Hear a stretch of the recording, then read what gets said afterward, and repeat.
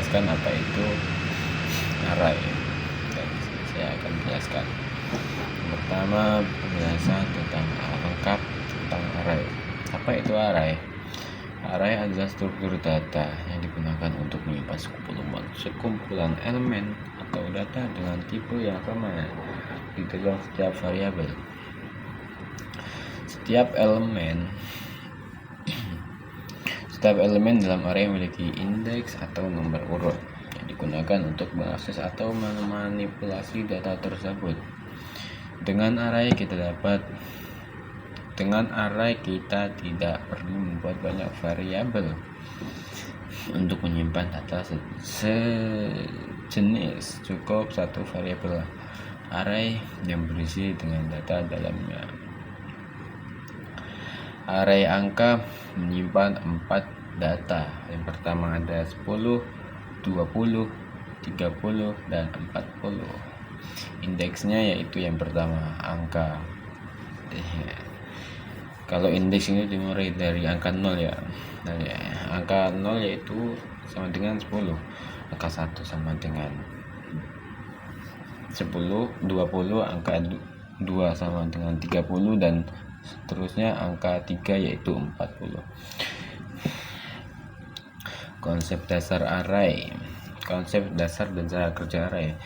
Array bekerja dengan cara menyimpan data secara berurutan dan berdekatan di memori komputer, atau disebut dengan contiguous memory allocation. Setiap elemen menempati posisi tertentu, dan posisi itu bisa diakses menggunakan indeks.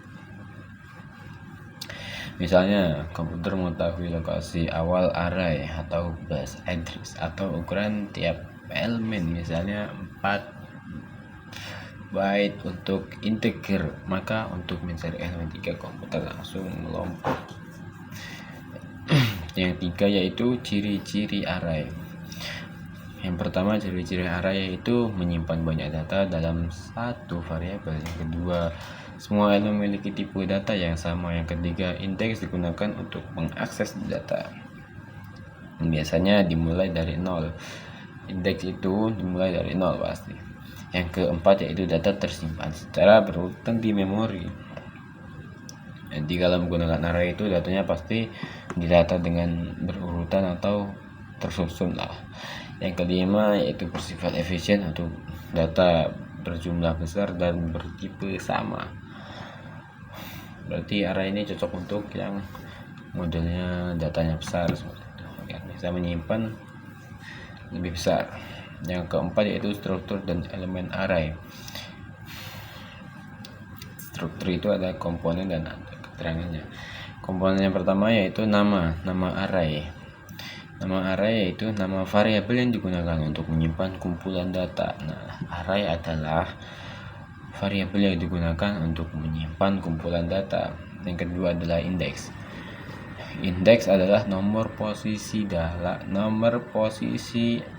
data pada array, biasanya mulai dari 0. Nah, kalau indeks yaitu nomor posisi dari array. Terus yang selanjutnya ada elemen atau nilai yang disimpan dalam array.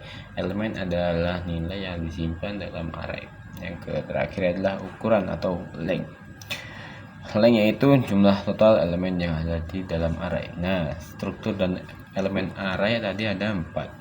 Pertama, nama array. Yang kedua, indeks. Yang ketiga, elemen. Dan yang keempat, length, ukuran.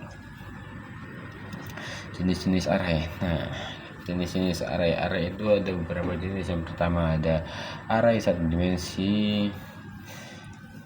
Yang kedua ada array 2 dimensi. Yang ketiga ada array multidimensi. Yang keempat ada array statis dinamis. Fungsi dan kegunaan array. Fungsi dan kegunaan array. Array sangat berguna dalam berbagai konteks, antara lain: 1. Menyiapkan data sejenis dalam jumlah besar. Misalnya daftar nilai siswa, daftar harga barang, data sensor, dan lain-lain.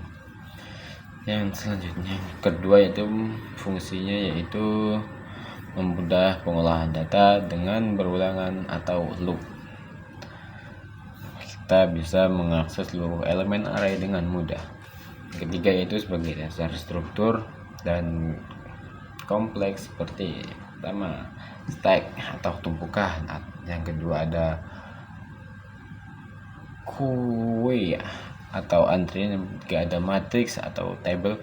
Yang keempat ada tree atau pohon. Yang kelima ada graph atau jaringan. Yang keempat digunakan dalam berbagai bidang kontribusi. Pertama, pengolahan citra dan video 3D.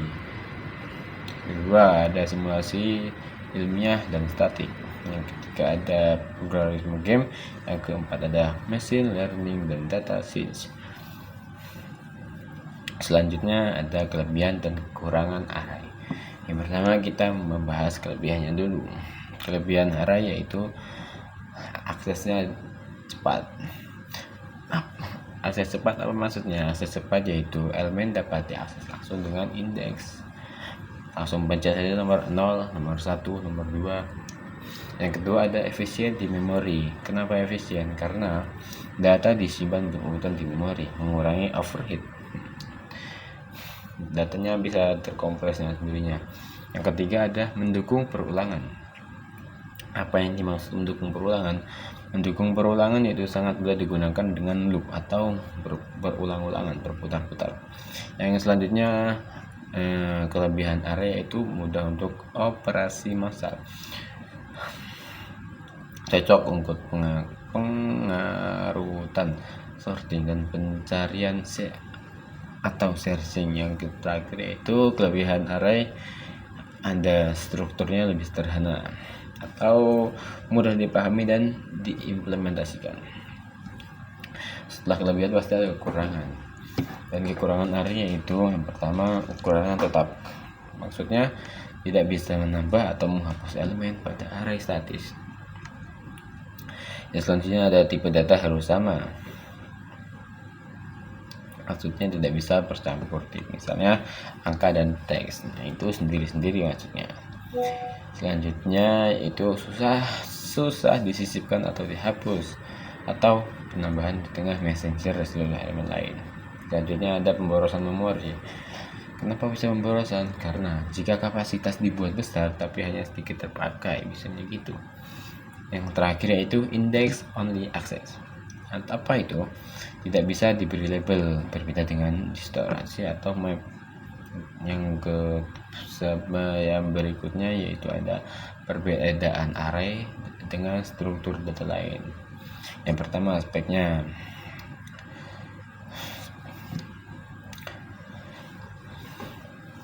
Yang perbedaan array dengan struktur data lain yaitu pasti berbeda. Setiap sesuatu pasti ada perbedaan.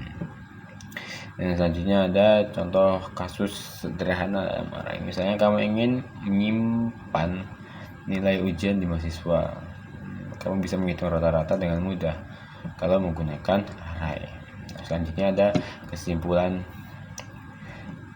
panjang. Kesimpulan panjang ini dari awal apa pengertiannya dan sampai contohnya, yaitu kesimpulan panjang dan menyeluruh. Yaitu array merupakan struktur data dasar dalam menjadi fondasi bagi hampir semua konsep dan pemrograman dan pengolahan data. Dengan array kita bisa menyimpan, mengakses dan mengolah data secara efisien, terutama jika data tersebut memiliki tipe yang sama dan jumlahnya banyak. Keunggulan utama array terletak pada kecepatan akses dan efisiensi memori karena penyimpanan datanya berurutan di memori komputer. Namun, array juga memiliki beberapa keterbatasan seperti ukuran yang tetap pada array statis, kesulitan dan bahkan menghapus elemen atau keharusan memiliki tipe data yang seragam.